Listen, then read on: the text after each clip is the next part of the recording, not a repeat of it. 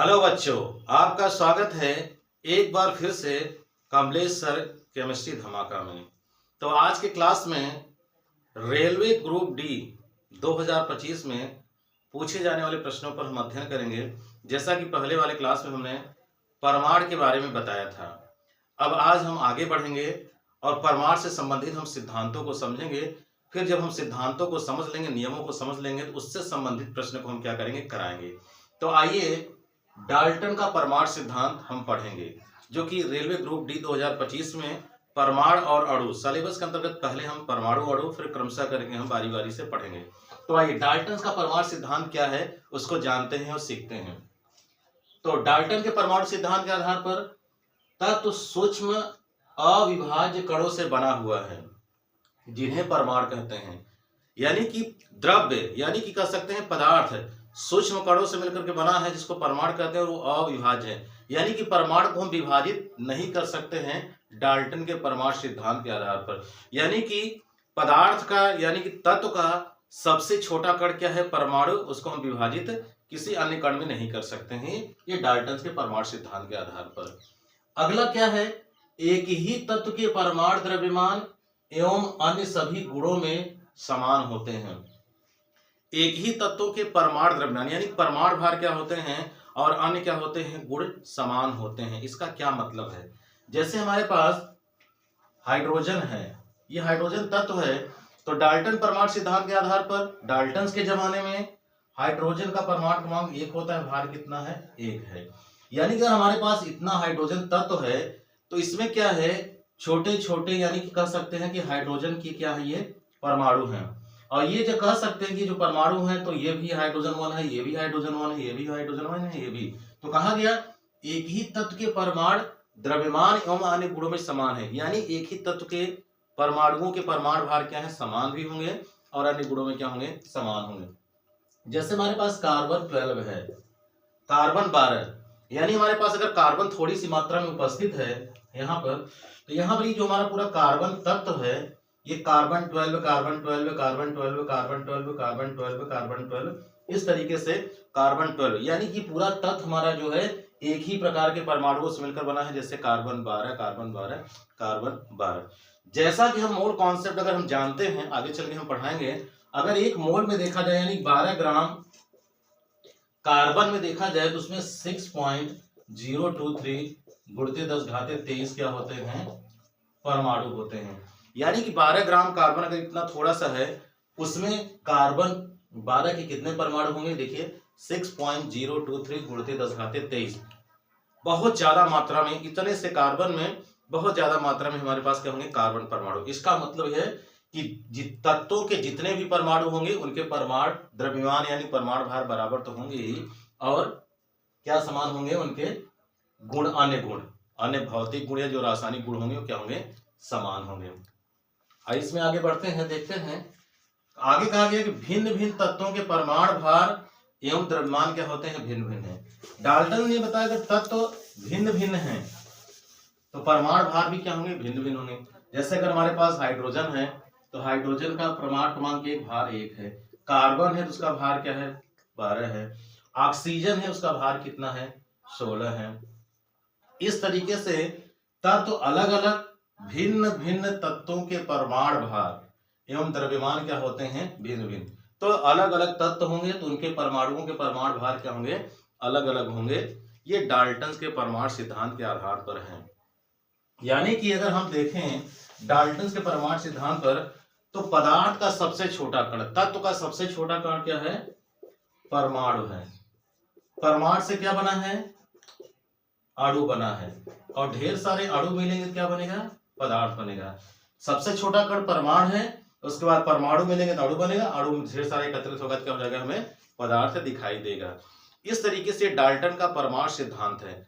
Dalton के सीधा विपरीत परमाणु का क्या है, आधुनिक सिद्धांत है।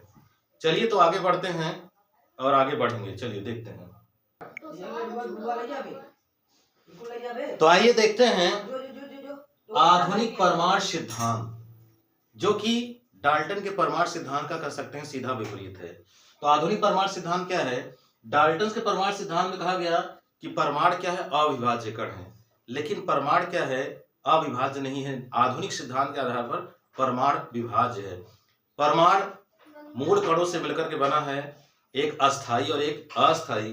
तो परमाणु इलेक्ट्रॉन, प्रोटॉन और न्यूट्रॉन, इन तीन मूल कणों से मिलकर क्या है, बना हुआ है अस्थाई कणों से। अस्थाई कण पॉजिट्रॉन, न्यूट्रिनो, एंटी न्यूट्रिनो है, लेकिन मुख्य रूप से क्या है, परमाणु क्या है, आधुनिक सिद्धांत के आधार पर विभाज्य है।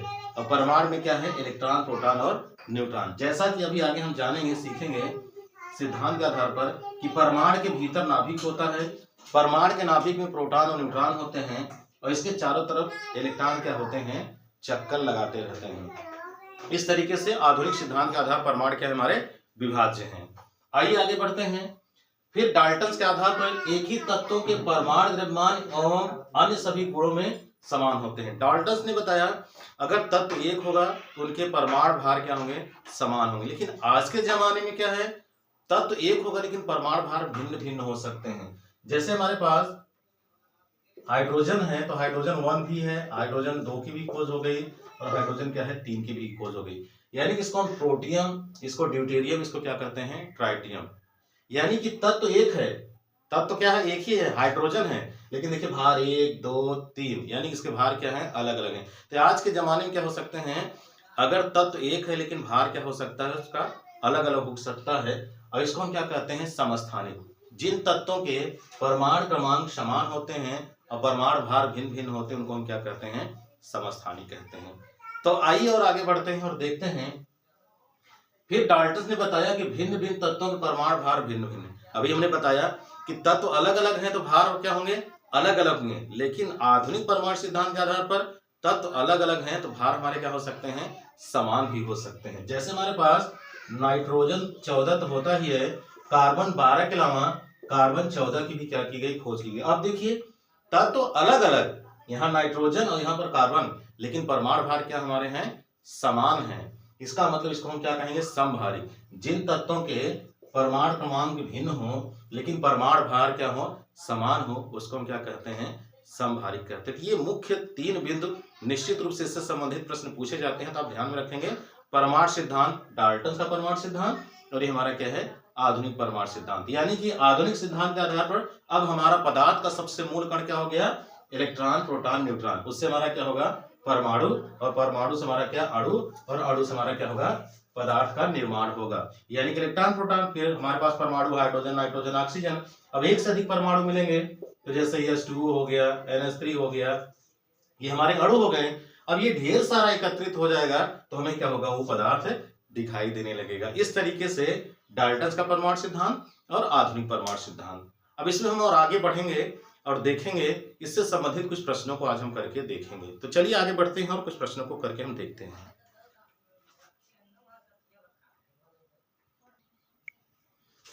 आइए देखते हैं डाल्टन के परमाणु सिद्धांत पर आधारित, अभी जैसा हमने बताया, और आधुनिक सिद्धांत हमने बताया, उस पर आधारित कुछ प्रश्नों को हम हल करके देख लेते हैं।